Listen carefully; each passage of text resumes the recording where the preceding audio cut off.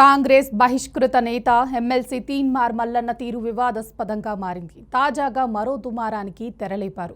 ఓసీలంతా కలిసి బీసీలపై కుట్ర చేస్తున్నారంటూ మల్లన్న చేసిన వ్యాఖ్యలు చర్చనీయాంశంగా మారాయి.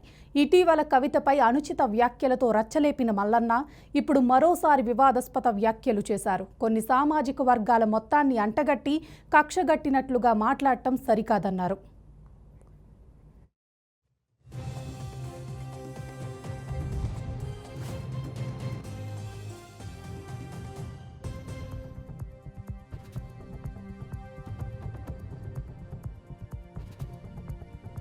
ఇదే అంశంపై మరింత సమాచారం మా మేనేజింగ్ డైరెక్టర్ రాజేంద్ర అందిస్తారు. Rajendra, over to you. మీరు లేవనెత్తినటువంటి అంశంలో ముఖ్యంగా తీన్మార్ మల్లన్న విషయాన్ని పక్కన పడేద్దాం. తెలంగాణ రాష్ట్ర రాజకీయం గమనించినప్పుడు ఇవాళ ప్రభుత్వం కూడా 42% బీసీలకు రిజర్వేషన్ ఇస్తూ ఆర్డినెన్స్ పాస్ చేసేటటువంటి ప్రయత్నంలో జరుగుతున్నటువంటి అనేక అంశాలలో కొన్ని వివాదాస్పదమవుతోంది.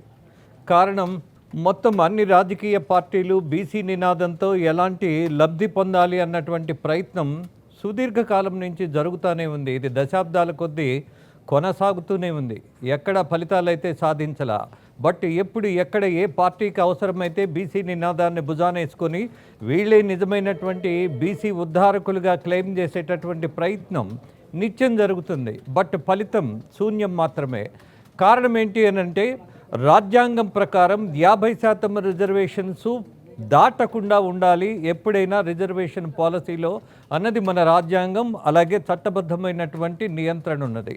మరి ఈ దశలో మొత్తం మీద మనం ఒక్కసారి చరిత్రను గుర్తు చేసుకుంటే, ఎన్టీఆర్ బీసీల ఉద్ధరణ కోసం ఏదో ఒక బిల్లు పాస్ చేసేటటువంటి ప్రయత్నం, ఆయనతో పాటు అనేక మంది ముఖ్యమంత్రులు, రాజశేఖర్ రెడ్డి, అలాగే ఎన్టీఆర్తో ప్రారంభమైనటువంటి ఈ ప్రయాణం ఇవాల్టి వరకు కూడా అనేక మంది ముఖ్యమంత్రులు చేసినటువంటి ప్రయత్నంలో సత్ఫలితాలు వచ్చినాయా?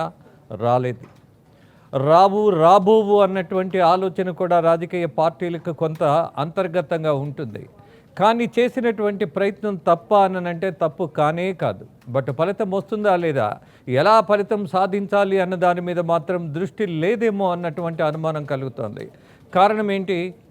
ముఖ్యంగా ఇవాళ తెలంగాణ ప్రభుత్వం ఆర్డినెన్స్తో ఒక ఛాలెంజ్గా 42% రిజర్వేషన్ తీసుకొచ్చిన వెంటనే గవర్నర్కు పంపించిన తర్వాత ఆయన ఆమోదం తెలిపినా తెలపకపోయినా, అక్కడ ఆలస్యం జరిగిన వెంటనే స్థానికమైనటువంటి ఎన్నికలకు వెళ్ళే ప్రయత్నంలో ఇవాళ తెలంగాణ ప్రభుత్వం ఉన్నది. అలాగే కాంగ్రెస్ పార్టీ మాత్రమే బీసీని ముఖ్యమంత్రిగా చేయగలిగే సత్తా ఉన్నది, ధైర్యం ఉన్నది అని చెప్పుకుంటున్నటువంటి తరుణం ఇవాళ చూస్తున్నాం. ఇక బీజేపీ పార్టీ అయితే ఖచ్చితంగా ఇవాళ తెలంగాణ ముఖ్యమంత్రిగా బీసీ మాత్రమే అవుతాడు అన్నది వాళ్ళ నినాదం. చాలా స్పష్టంగా ఉన్నారు. కానీ అది జరుగుతుందా లేదా అన్నటువంటి అనుమానాలు ఇటీవల కొన్ని విషయాల్లో ప్రజలకు వచ్చాయి. ఏ విషయాల్లో? బీసీగా ఉన్నటువంటి బండి సంజయ్ను బీజేపీ పార్టీకి రాష్ట్ర అధ్యక్షుడిగా ఉన్నప్పుడు ఆయన్ని తొలగించి కిషన్ రెడ్డిని ఎందుకు తీసుకొచ్చారు అన్నటువంటి ప్రశ్నకు సంతృప్తికరమైన సమాధానం ఇంతవరకు దొరకల. ఆ అనుమానం అలానే కొనసాగుతుంది. అలాగే బీజేపీ మీద అపవాదు ఇంకా అలానే మిగిలిపోయి ఉన్నది. మరి రాష్ట్ర అధ్యక్షుడిని మార్చేసి ఓసీకి సంబంధించిన ఆయన్ని తీసుకొచ్చి అధ్యక్షుడిగా చేయటంలో ఉన్నటువంటి నేపథ్యం ఏంటి అన్నది అయోమయంగా మారింది. మరి రేపు బీసీని ముఖ్యమంత్రిగా చేయగలిగేటటువంటి అవకాశం బీజేపీకి ఉంటుందా? ఇదొక ప్రశ్న మిగతా రాజకీయ పక్షాల నుంచి వస్తుంది. ఇక బీఆర్ఎస్ అయితే ఆఫ్కోర్స్ దగ్గరలో లేదు. ఎందుకనంటే కేసీఆర్, కేటీఆర్, కవిత ఆ కుటుంబం ఉన్నంత వరకు మరొకరు ముఖ్యమంత్రి అయ్యే అవకాశం లేదు అన్నది సుస్పష్టం. ఇక బీఆర్ఎస్ ముఖ్యమంత్రిని చేస్తానన్నటువంటి నినాదంలోకి వెళ్ళే అవకాశం ఉండదు.